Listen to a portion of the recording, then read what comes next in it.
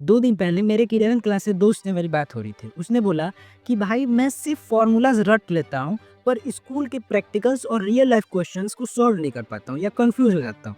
और सच बताऊँ तो यही हमारे एजुकेशन सिस्टम की सबसे बड़ी प्रॉब्लम है। हम मार्क्स के लिए याद तो कर लेते हैं, एग्ज़ाम भी क्लियर कर लेते हैं, पर रियल दुनिया के प्रॉब्लम्स के लिए प्रिपेयर नहीं होते हैं।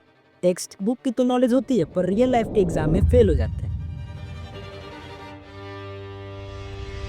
देखो, पहले तो फैक्ट क्लियर कर लेते हैं कि हाँ, स्कूल और कॉलेजेस में एनरोलमेंट इंडिया में बहुत तेज़ी से बढ़ा है। करोड़ों के हिसाब से स्टूडेंट रजिस्टर होते हैं। मतलब एक्सेस तो है, लेकिन प्रॉब्लम ये है कि लर्निंग क्वालिटी वहीं की वहीं अटकी पड़ी है। एएससीआर की रिपोर्ट्स बार-बार दिखाती है कि 14 से 18 साल के बच्चों को भी सिंपल इंग्लिश का पैराग्राफ या मैथ के 100 प्रॉब्लम सॉल्व नहीं कर पा रहे हैं। उनको दिक्कत आ रही है इस चीज़ में। मतलब वो स्कूल तो जा रहे हैं, पर सीख क्या रहे हैं? कुछ नहीं। सिस्टम बस एक चीज़ से ऑब्सेस्ड है, एग्ज़ाम्स। कोचिंग, रट्टा, टेस्ट सीरीज़, कोटा जाओ तो लिटरली पूरा का पूरा शहर एक कोचिंग फैक्ट्री बन चुका है। पेरेंट्स खुश होते हैं कि बेटा रात भर पढ़ता है, पर उन्हें क्यों नहीं समझ में आता कि सिर्फ मार्क्स के लिए वो पढ़ रहा है, नॉलेज उसके पास कुछ नहीं है। और प्रेशर का लेवल इतना होता है कि नॉर्मल एक स्टूडेंट के लिए एक मेंटल हेल्थ क्राइसिस बन चुकी है। के नंबर्स देख लो तो आप शॉक हो जाओगे। अब सवाल आता है कि ऐसा क्यों? सिर्फ एक रीजन नहीं है, ये एक पूरी चेन है। टीचर खुद प्रेशर में होते हैं सिलेबस खत्म करने के। पेरेंट्स भी अपनी तरफ से बेस्ट चाहते हैं, पर बेस्ट का मतलब समझते हैं 95% मार्क्स। और गवर्नमेंट स्कूल्स में इंफ्रास्ट्रक्चर की कमी तो सबको ही पता है। मतलब एक तरफ बुक्स और लैब की शॉर्टेज, दूसरी तरफ ओवरलोड ऑफ सिलेबस। और आयरनी देखो, हम 21st सेंचुरी में एआई, रोबोटिक्स, कोडिंग की बात करते हैं, और बच्चा वे भी रट्टा मार रहा है मुगल डायनेस्टी की सालों की हिस्ट्री।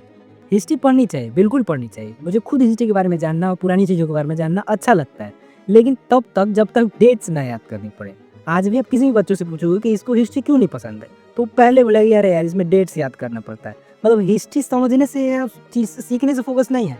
चीज़ फोकस किस चीज़ पे है? डेट्स याद कर लो। अरे यार, मतलब मैं क्या करूँगा उस चीज़ को? अगर मैं आज किसी भी चीज़ के बारे में डेटा है किसी के बारे में जानना है, तो मैं 2 मिनट में गूगल से पूछ सकता। तो फिर मैं इस डेटा को अपने दिमाग में स्टोर करके क्यों रखूँ? दिमाग होता है सोचने के लिए, रीजनिंग के लिए, ना कि चीज़ों को स्टोर करने के लिए। और ऐसा नहीं है कि ये प्रॉब्लम हर देश में है। जैसे आप फिनलैंड में देखो तो उनका स्कूल सिस्टम ऐसा है कि जहाँ पहले सालों में बच्चों को कोई पेपर ही नहीं देना था, कोई एग्जाम ही नहीं देना था। सिर्फ फोकस किस चीज़ पे होता है? क्रिटिकल थिंकिंग और प्रॉब्लम सॉल्विंग पे। साउथ कोरिया टफ है, लेकिन उनके टीचर वर्ल्ड बेस्ट ट्रेंड होते हैं और रिस्पेक्ट भी हाईएस्ट लेवल का है। यूएस चाइना जाओ तो इनोवेशन का कल्चर इतना स्ट्रांग है कि बच्चे स्कूल लेवल पे प्रोजेक्ट और रिसर्च करते हैं। इसी वजह से उनके पेटेंट्स के आप डेटा उठा लो तो इंडिया के कंपैरिजन में चाइना और यूएसए के स्टूडेंट्स ज़्यादा कंट्रीब्यूट करते हैं किसी भी इनोवेशन। और हम टीचर्स को प्रॉपरली ट्रेन ही नहीं करते। हमारे यहाँ तो टीचर्स को ट्रेनिंग की ज़्यादा इलेक्शन ड्यूटीज पे भेज दिया जाता है। मतलब दुनिया मार्स पे कॉलोनी बना रही है और हम यहाँ चौक और डस्टर से आउटडेटेड सिलेबस पढ़ रहे हैं। आज दुनिया की सबसे बड़ी स्किल है एआई। एआई को सही से यूज करना, प्रॉम्प्ट बनाना, डेटा एनालाइज करना, अपने फील्ड में इस चीज़ को अप्लाई करना। लेकिन हमारा सिलेबस कहाँ है?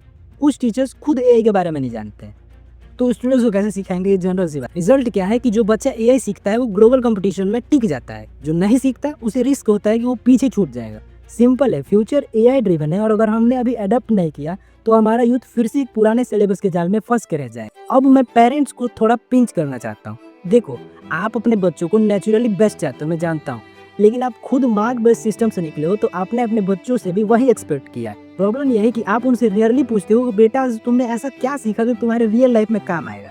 क्योंकि पहले के टाइम पे ये था कि आपके पास डिग्री है तो आपकी जॉब कंफर्म है, क्योंकि पहले टाइम पे इतना कंपटीशन नहीं था, ना इतनी टेक्नोलॉजी थी, और बहुत से लोगों के पास तो बेसिक नॉलेज भी नहीं होती थी। तो कंपनीज के लिए आसान था और सरकार के लिए भी आसान था। रिक्रूटमेंट करना बहुत ईजी था उनके लिए। आज हालत ये है कि टेक्नोलॉजी अपने चरम पे है। आज सबके पास डिग्री है, एक दूसरे से सब कम्पीट कर रहे हैं। इसलिए आज जरूरी है कि आपको स्किल भी सीखो, एआई के बारे में जानो जो पहले नहीं था।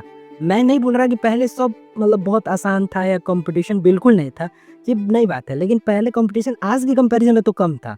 और ये बात पेरेंट्स को भी समझनी होगी कि आज के टाइम पे बस मार्क्स और डिग्री ही सब कुछ नहीं है। तो फिर हमें क्या करना चाहिए? छोटे लेवल पे ही बेसिक्स फिक्स करो, रीडिंग, मैथ्स, जो एसीआर हर साल दिखा रहा है। मिडिल लेवल पे टीचर्स को एम्पावर करो, उनकी ट्रेनिंग करो, उनके लिए अच्छा सा एक रिवॉर्ड सिस्टम बनाओ ताकि उनको काम करने में मजा आए। और सबसे बड़ी बात, पेरेंट्स और सोसाइटी को अपना माइंडसेट बदलना होगा। मार्क्स से ज़्यादा आजकल स्किल पे फोकस करना होगा। एजुकेशन सिर्फ डिग्री का मशीन नहीं है, ये बच्चों की ज़िंदगी का फाउंडेशन है, और अभी फाउंडेशन में क्रैक है थोड़ा। से एक सवाल है, अगर आपको ऐसी चॉइस मिले कि आप अपने बच्चों को 100% मार्क्स देना पसंद करोगे या फिर पढ़ाई के साथ साथ कुछ ऐसी लाइफ स्किल्स भी देना पसंद करोगे? कमेंट में बताओ। और ऑनेस्टली सोच के देखो, क्योंकि सिस्टम तभी बदलेगा जब हम अपनी डेफिनेशन ऑफ सक्सेस बदलेंगे। और हाँ, गवर्नमेंट को भी रियल रिफॉर्म करना पड़ेगा। एनईपी 2020 एक अच्छा रिफॉर्म था, एक अच्छा पहल थी इस चीज़ के लिए, लेकिन हमें अभी बहुत आगे जाना है, अभी बहुत चीज़ों में हमें सुधार करना होगा।